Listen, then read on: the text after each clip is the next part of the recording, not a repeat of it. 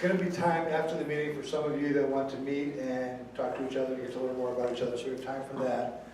What we're going to do now is something I'm very excited about. So every once in a while, about once a month or so, I get to meet with a very good group of special people. And Mark LeBlanc is one of them, somebody that I mentor along with. And then Cody. Cody Braun could be my kid. He could be like my third or fourth kid down. But I'll tell you what, I learned from a lot of people. There's people, where's George? George, I've known George for a lot of years now. I've heard him speak. Marvin goes to John Maxwell, teaches at John Maxwell. Ron Roberti, I have learned a lot from over the years. But I'll tell you what, Cody Braun, the president of Trinell Financial, is somebody that I've learned a great deal from over the last half dozen years or so. So I've got a special treat for you guys. We all know, anybody that's owned a business or worked high up in the business, that if you work with a leader, you enjoy working with that leader, and if you are the leader of your business, you know that you have to keep the troops motivated. Well, everybody gets better when they work with a good leader. The president of Trinell Financial Group is a great leader, and I'm proud to introduce him as a friend and a mentor, and I've asked him to speak for a few minutes about leadership and how we can all get better. Cody Braun.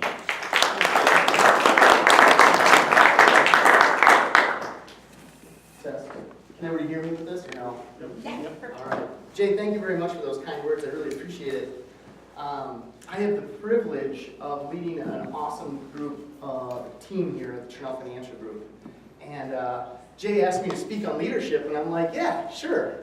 And as I was thinking about what to say, because leadership's a broad word, I started to think to myself like, oh boy, what did I get myself into? What am I going to talk about? But I'm on a leadership journey, and I've been taking some John Maxwell classes with Marvin, and we're reading a book right now called Good Leaders Ask Great Questions, which is a phenomenal book.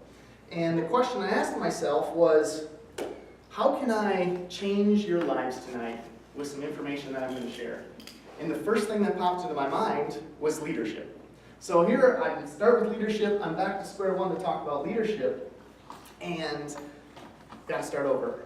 But really, leadership is influence, nothing more, nothing less, as John Maxwell talks about. He's also going to be at the Global Leadership Summit, and I'm really excited to hear him present to us on August 9th and 10th. So I'd highly encourage you to come to that event. If you've never been, it's a phenomenal event, and it will really impact your life. I absolutely promise that. But I'm going to share 3 things with you tonight, and I hope those things that you can take away will impact some aspect of your life, personally, professionally, whatever it may be. My goal is to give you some information that you can leave here and say, I learned something tonight. It's absolutely outstanding what Founders 55 is doing in Charters of Freedom. Mark and Paul and Jay, you guys have been here doing so much work, and Stephanie, absolutely phenomenal. So I've been very privileged to be surrounded by a lot of great leaders, in this room. But the first thing we're going to do is I need everybody to stand up.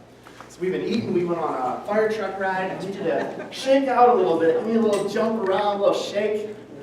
Come on. All right, we're going to clap 3 times together, and then we're going to have a seat and we're going to do an exercise. 1, 2, 3.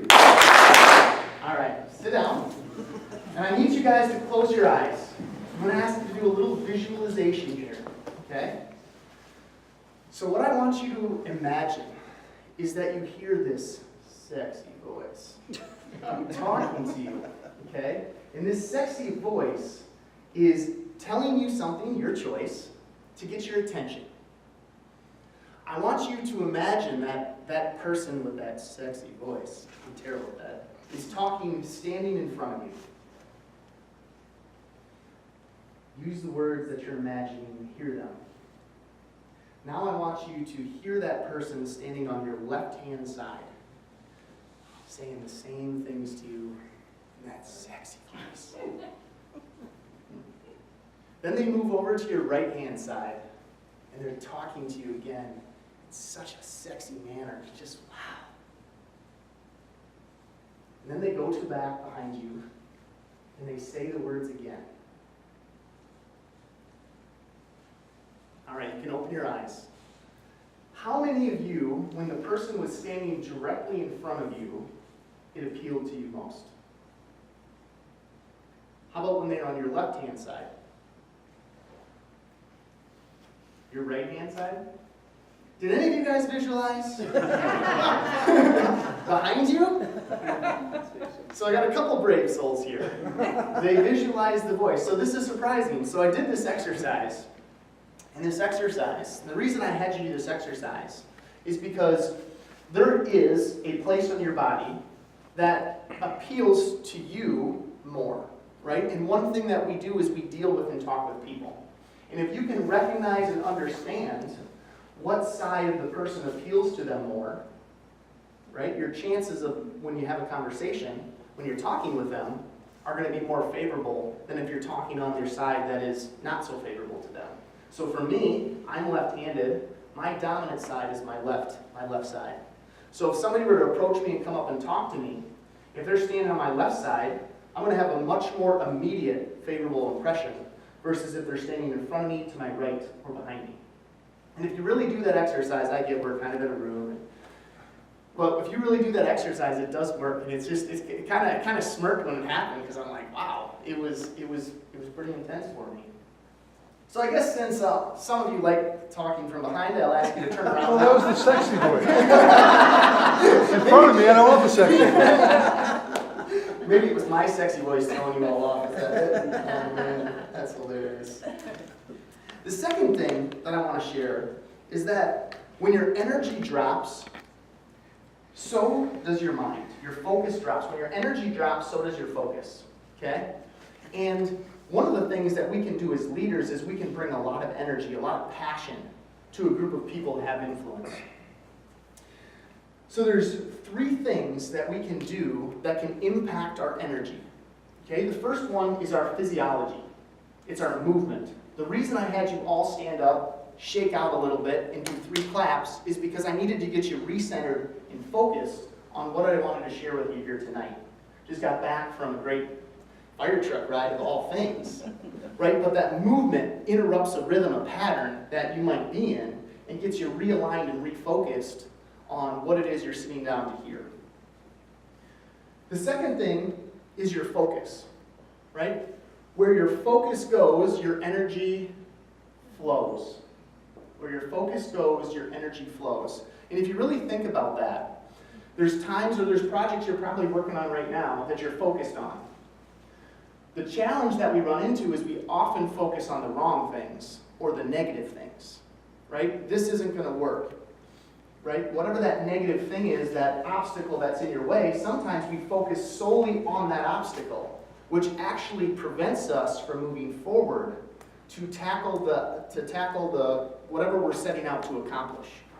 So if you focus on the right things, accomplishing that, the positive things, to break through those barriers is going to be far greater and more possible in a shorter amount of time. The third thing is your language. How many of you feel you're achievers in this room? You say you're achievers. Go out there and you want to accomplish stuff. A lot of people. Most people probably would say that they're achievers. So if you're an achiever, like myself, you probably have some conversations with yourself where you're really hard on yourself. You idiot. How in the heck did I mess that up?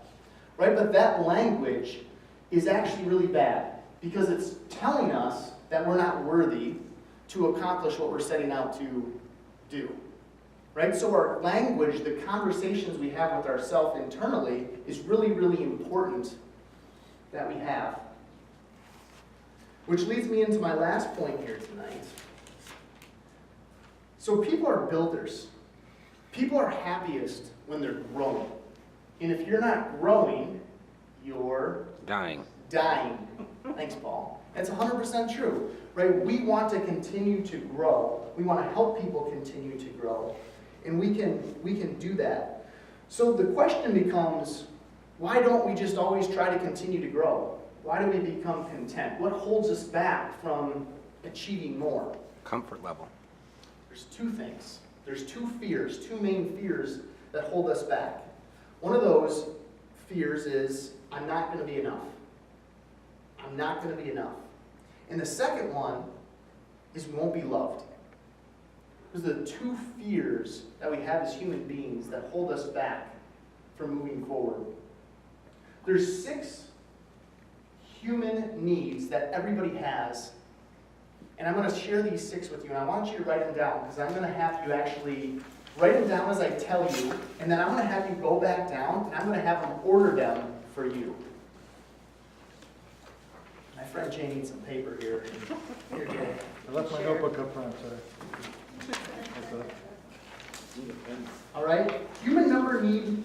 So all of us have these. The difference is the value that we place on these 6 human needs. The first one is certainty. We all want and need to have some certainty in life.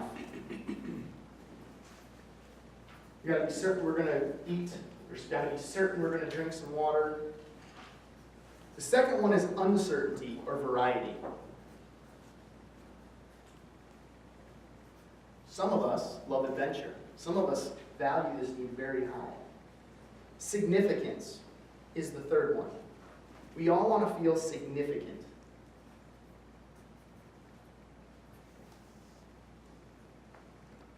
The fourth one is connection in love. Right? The reason that Founders 55 has a following in a group of people is because they have a connection to a purpose, a deeper meaning. The fifth one is growth.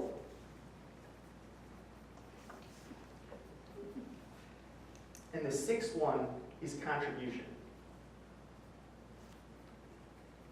The first 4 needs that I shared with you, here I'll show you so everybody has these, are personality needs. The first 4 are personality needs. And the last 2 are spiritual needs. So what I want you to do is I want you to take the next 30, 60 seconds, and I want you to put numbers by those where you feel they fall in line. What one would you make your most important, and which one is probably least important to you? You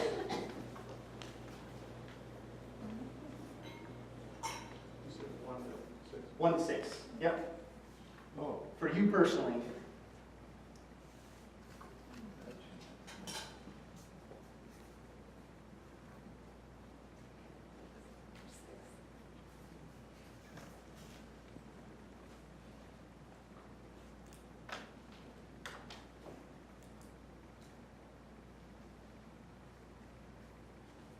There's no right or wrong answer. It's just whatever value you place on that human need.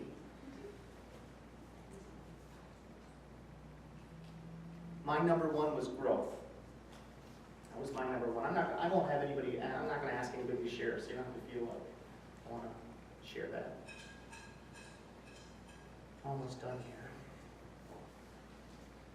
So the question that I asked, and the reason I had you do this, is because I want you to think about your life. Right? I want you to think about your life personally, professionally, and how it's gone for you so far. And the question I ask is, if it is on track, that's excellent. But if it's not, are your human needs in the right order? Or do you need to evaluate them and maybe place greater value on some of those other needs that are there?